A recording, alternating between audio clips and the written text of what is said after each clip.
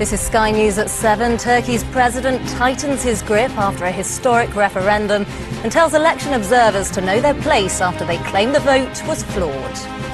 The United States is disturbing and global peace and stability and insisting on the gangster-like logic.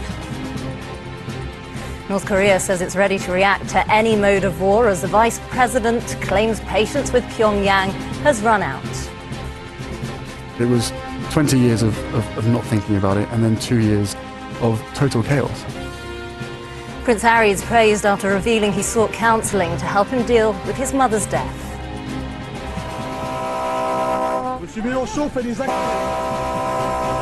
The four leading contenders in the French presidential race hit the campaign trail with less than a week to go before the first vote. And Brighton secure promotion to the top flight for the first time in 34 years.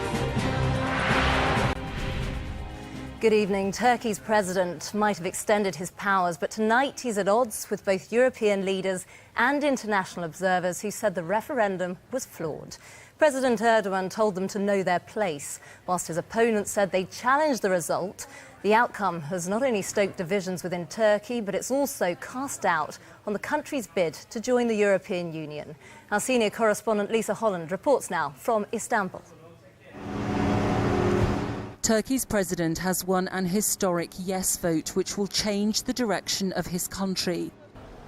And that story is likely to feature prominently in tomorrow's papers. We'll be taking a first look at them at 10:30 tonight with the associate editor of the Daily Mirror, Kevin Maguire, and the consultant editor at the Daily Mail, Andrew Pierce.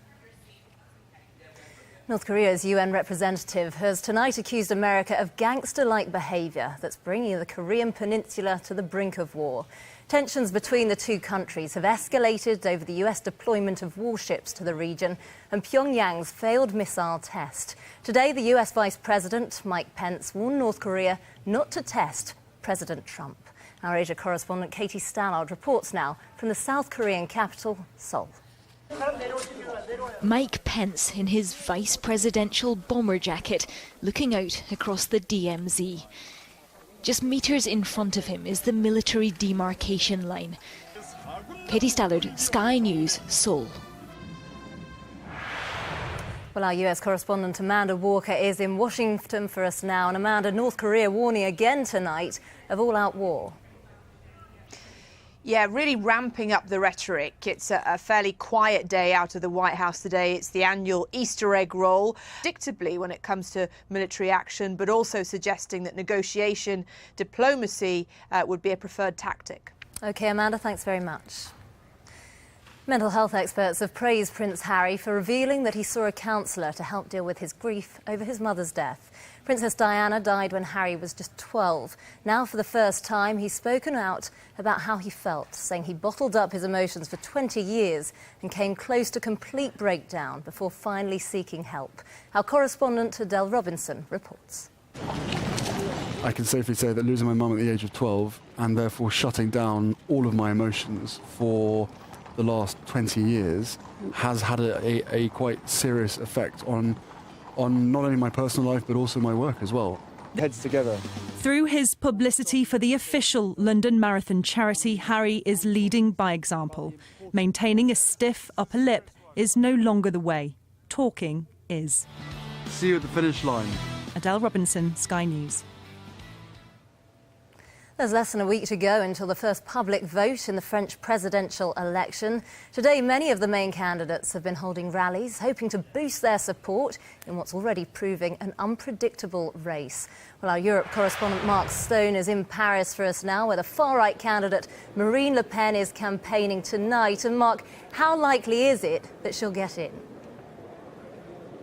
Well, it entirely depends on which poll you believe. We were speaking an hour or so ago, and I was looking at a poll just prior to talking to you, which made it quite clear, if that poll was right, that Marine Le Pen would make it into the second round.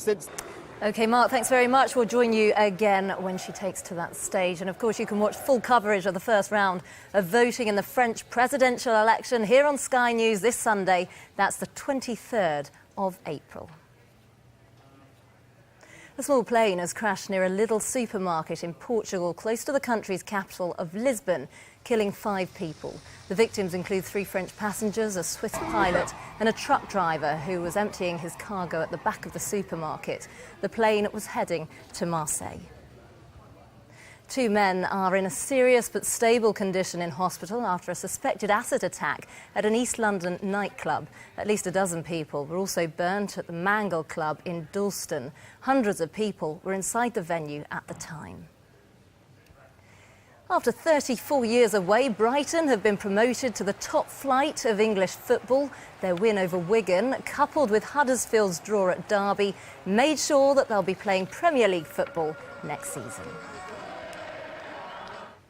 Police in Ohio say the man who shot and killed a stranger, who he'd apparently picked at random and posted the footage on Facebook, could be anywhere now.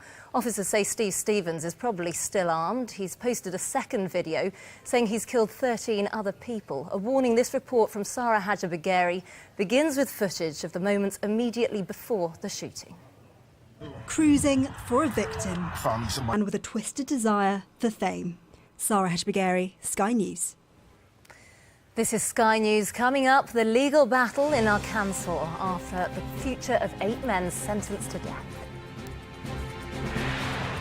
A brand new series, Genius, starts Sunday at 9 on National Geographic. Lawyers representing the US state of Arkansas are in court today trying to get the go-ahead for a series of executions which could begin as early as tonight. They were put on hold by a judge at the weekend, partly over safety concerns about the paralysing drug being used for the lethal injections. Our senior correspondent Ian Woods reports. Arkansas's death chamber has been redundant for more than a decade. Battles will continue in the coming days. Ian Woods, Sky News. Well, let's take a look at the weather now, and it's mostly a dry start to the night, but there's also a belt of showers spreading south.